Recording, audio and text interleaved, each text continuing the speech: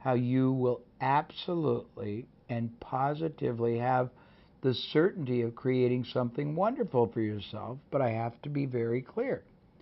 I cannot do it for you. I'm here to help do it with you. I'm here to help encourage you. I'm here to help mentor you through these sessions. I'm here to give you understanding and then give you very deep graphic illustrations so you can see the power of the words as they have performed for companies and get excited. I'm here to open up levels of understanding and and business mastery that no one else has ever shared with you. But it is ultimately up to you. So let's keep talking about marketing. But remember, I'm going to give you 8 or 9 powerful drivers, and then I'm going to move you to a whole different set of drivers. But all of these, if you don't understand them before you start, you will underperform the potential of your business and of your life and of your income and of your ability to control that life. So in marketing, first thing is understanding the 3 ways to grow a business. Next thing is building yourself multiple pillars of access or approach. The next thing is understanding what marketing really is. Marketing is it's not some mystical art. It's scientifically very easy to understand. The purpose of marketing, in whatever form it takes, online, offline, advertising, website, is to, first of all, educate and and illuminate, meaning instruct, but also make aware a preferred target market that has the highest probability of being a buyer to understand 3 things. One, that they have a problem or they are pursuing an opportunity, and you have to get them clear on what it is. And we'll have a session on creating copy, but I'm not going to do it today. I'm just introducing you to the basics. Number 2, you have to have them see the advantage of either solving the problem or accomplishing the opportunity. Number 3, you have to have them see that you understand them and their problem or their opportunity better than anyone else because you learn to express it better than anyone else. And we'll teach you how to do that when we do our session on preeminence. And then you have to get them motivated to want to seek that solution or that achievement. Solution is solving the problem, or achievement is gaining the opportunity immediately and only from you. That's what marketing's all about. It's not about being graphically impressive. It's not about complex words. It's about gaining the trust of your market. It's about showing your market that the benefit, the advantage, the monumental improved outcome that they can expect from doing business with you or letting you take over for them the solution of their problem or the achievement of their goal.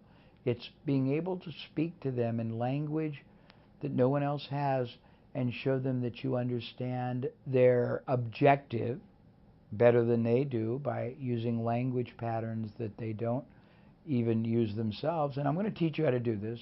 Today is not the day. Today is the day you discover the power that has always existed. For example, if you never knew you could plug into electricity to drive all kinds of things, or you never knew you could plug into gasoline to drive engines, or you never knew you could get solar, and all of a sudden I'm teaching you, you have solar, you have electricity, you have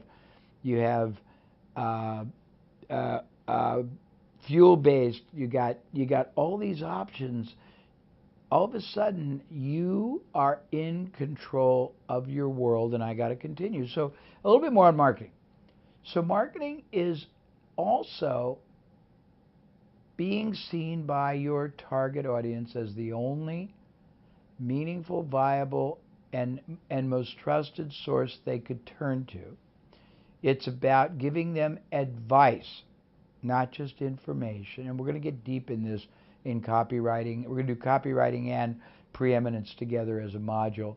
But it's about having them see you as a source that they can absolutely trust. Now, why is that important? Always remember what I'm about to say, because this is equally as true of you as it is of your market, and it's true of every human being. That's why you chose this program, and why you're trusting me. Human beings are constantly, silently begging to be led. They want someone to lead them to answers, to lead them to solutions, to lead them to ways to realize opportunities, but they only trust people who they feel have their best interests at heart. This is at the very bedrock, the very foundation of the psychology of the human being, and it's true in Japan, it's true in Singapore, it's true in Los Angeles, New York, London. It's a human distinction. So back to marketing. One of the ways you do that, and we're not going to get deep today, but it is understanding what's called risk reversal. In any interaction between any two individuals or entities, there is always risk. And there usually are two kinds of risk. There is tangible risk. You spend money and you don't get the outcome you want. And there is intangible risk. You make a decision and spend money and you look stupid. Or if it's a big company, you buy software or a cloud-based solution and it doesn't work, and they mess up your whole business, and your business gets blown up. Or if it's hiring the wrong person, you get blamed and you get fired. And so there's always risk in anything we do, including friendship, romance. If you can understand what the most tangible and intangible levels of risk are, that very probably both consciously and subconsciously occur to your prospective market. And this also applies to growing your career, which will be another bonus section we'll talk about if you decide you don't want to be an entrepreneur. But I would say entrepreneurship is more fun. If you can understand the risks and you can relieve, eliminate, reduce, or totally overcome them for somebody and make it easier to say yes than no, you will enjoy even more of this success-favored outcome that I talked about. You want to make success a more likely outcome than failure. Okay, so marketing has all these cool components. And I will get deeply into a module on marketing. But remember, this segment is merely showing you where you have what I call enormous upside advantage, upside leverage. By the way, I think I said this in the first module, but maybe I didn't. And if I did, it's worth hearing again. Your job in business is to put the maximum ethical advantage in your hands and move the maximum ethical disadvantage to your competitors or to the alternative competitors. What does that mean? Well, example, if you were selling a supplement for weight loss, your direct competitors are other supplements for weight loss. The alternative competitors are people that sell other means of losing weight. Personal trainers, videos, books, gyms, exercise bikes, other equipment. So you have to be able to understand advantage, disadvantage, opportunity, problem solving, both. And this gets into marketing. But I don't want to get deep into marketing, believe it or not. This is just the outer periphery. There's so much to share with you, and we will share it two ways. We'll share it in a module, but we'll share it in a wonderful written book as well. Now, all I'm doing right now is showing you these power principles, these drivers that give you great advantage. The first one is strategy. Second one is marketing. I may not be in the right order. The third one is relationships. We're going to talk about how poorly or how masterfully you use relationships. And this is a huge, vast area of opportunity and a very big overlooked area. So let me give you just a few of the areas. And again, I could talk for hours and hours and hours and go very deep on any of these. But what do I mean by relationships? Well, if you don't have a business, the first thing you want to do is figure out who you can access. And access can mean pick their minds as a mentor. It means get them involved as an advisor, an investor. It means partner with them because they have a list. It means get their introduction of you to other people because they have access to your market. There are tons of people, organizations, media, experts, influencers that have what you already want, but you can't maximize your ability to harness the power of relationships until you first understand three things. One, what is it you're trying to accomplish? Because without the right questions, you'll never get the right answers. What are you trying to accomplish and why? For example, and there's lots of answers to this question, lots of questions. Let's say that you have many things you're trying to accomplish. So you build a list. First thing is you want to find everybody out there who has a product or service or media that reaches the same kind of a prospect or decision maker that you're going to want to reach when you end up starting your business, selling your product or service. Two, you want to go to vendors of those kind of products and see who they know outside of the market you are targeting who do the same thing that might be a good company or individual for you to partner with or to get to mentor you, or who's already got a great success formula that you can model and just pay them a license. These vendors might also know salespeople that are unhappy working for their current company and that you could hire full-time or part-time to represent you. You want to find people who have stature to their name. It can be celebrities, it can be people who have a job that nobody even knows their name, but they have incredible importance relative to what you're doing. It can be people who either write articles for media, online, offline. It can be retired people who have great resumes, and you want to use them three ways. And when I say use, I mean ethically utilize. You want to see if they'll become advisors to you and let you use their name in your marketing and promotion so you have credibility. You want to see if they'll be advisors to you and give you insights and guidance you don't have. You want to see if they'll be advisors to you and give you access to their networks of relationships. The next thing you want to do is figure out what skill sets, what abilities you have and you don't have. Why?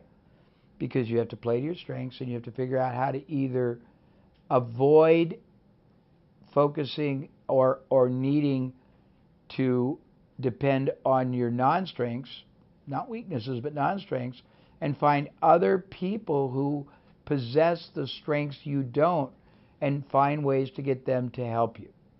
There's many ways to do that. And again, I'm just showing you just the outer elements of this. I can go so deep, and we will probably on other modules. But for example, you can, let's say you don't know a lot about technology. You can find somebody that does, and in exchange for them collaborating with you, give them a share of the revenue that results from your business, or give them an equity in your business. Or if they normally would charge $10,000 but you don't have $10,000, pay them $20,000 or $30,000, but pay them as a percentage of the sales that come. You want to get a mastermind alliance. And this is similar but different to advisors. Advisors are people who possess distinction you can use to your marketing advantage along with their expertise and network. Mastermind alliance is the process of going into your community or going into your country or going anywhere in the world and approaching various people who are far more successful in a very broad and diverse number of fields, industries, commercial, political, sports, and asking them to become part of your mastermind alliance and getting them once a month or once a quarter to spend time together. And if it's local, you can do it in person. If they're all over your country, you can do it by Skype or by whatever. We use Google Hangout, but there's lots of different vehicles. Or if it's all over the world, you can do it by Skype or by conference call or any other device. But you want to tell them what you're doing. You want to tell them how you're doing it. You want to tell them the goals of what you got for your business, and you want them to give you ideas. Ideas about how to do it better, how to do it faster, how to do it safer, how to do it with more effectiveness, because these people have been where you are trying to go. And you want to do all this before you even get started. Why? Because by taking advantage of all these drivers, of all these power principles, of all these catapult or springboards that will propel and hurdle your success probability higher, everything you do will perform better. Everything you do will be less unsuccessful, and that's your goal. Remember, maximum advantage in your hands, maximum disadvantage in other people's hands. So in terms of relationships, you also want to decide what are your strongest skills. Why do you want to know that? Because you might have within the skill set many different business advantages. Let me give you an example. Let's say your skill set is making and solidifying great relationships, whether you're a salesperson or a networker. Well, you have a lot of choices once you identify that skill. Choice one is to do something as your business that's based on making relationships or selling. Choice two is taking that skill set to another business that doesn't possess it and working out an arrangement where you do that for them, but you don't just get paid a salary or a commission. If you do it successfully enough, you earn ownership in the business. You earn equity. Another approach is to take what you do and find other people that do what you don't do and bring them together for a business. But you can't do any of this until you identify skills and non-skills. Let me continue on relationships because it's really amazing. If you start a business, or you can go to anybody's business, if you analyze three things: where they get their buyers, how many different me see if I can use the simple terminology. How many different buying cycles there are within their buyer base, and I'll explain this in a minute. And finally, concentrations of types of buyers that that company doesn't know about. You can help them specialize. Let me give you an example. Most businesses don't have a clue of the following. They don't know what kind of buyers are the most valuable. They don't know what sources of buyers are the most valuable. They don't track what kind of buyers buy the most often or buy the most things, what buyers are the most profitable. And why is this important?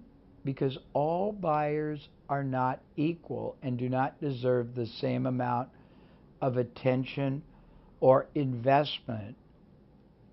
But you can't know until you analyze. Most people don't analyze. And when you analyze the data, and the data means you look at the buyers that a company has. You go to a company and say, I'm going to find you hundreds of thousands or millions of dollars of opportunity you didn't even know exist. And as you're doing this, you're learning how to do it for all kinds of other people. You're learning where you can do it permanently for that company or lots of other companies like it around the country, around the world. But here's what you will find. You will find that certain types of ads or certain types of marketing or certain sources of marketing produce either a higher or a lower quality of buyer. This is very interesting. Certain kinds of marketing may actually produce somebody who's more profitable right away, but that buyer may not buy as many things for as long a time as somebody that came from another source. And if you don't know that, you might think, hey, the buyers from this magazine are great, when in fact they're only great because they make you profit one time, but they don't buy over and over again.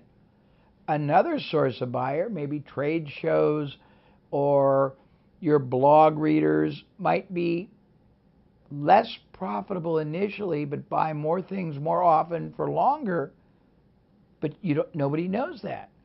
Finally, you might have a category of buyer. Maybe for whatever reason, the product or company or product or service that a company, and I'm assuming you're working with another company because you were talking about starting a business, or you're looking at buying someone's business, so you want to analyze this before you buy. They may accidentally and unknowingly have a huge number of doctors as their buyers, even though they don't sell to doctors intentionally. Well, if that's the case, you know that that product or service really appeals to doctors. You can start targeting doctors. But this concept of relationship leverage, of maximizing relationships, is profound. It's enormous, and it goes even deeper. You can go to anyone and everyone you know and ask them who they know, and then you fill in the blank because it depends on what you're doing. If you're going to start a business from scratch, who they know who would be a good prospective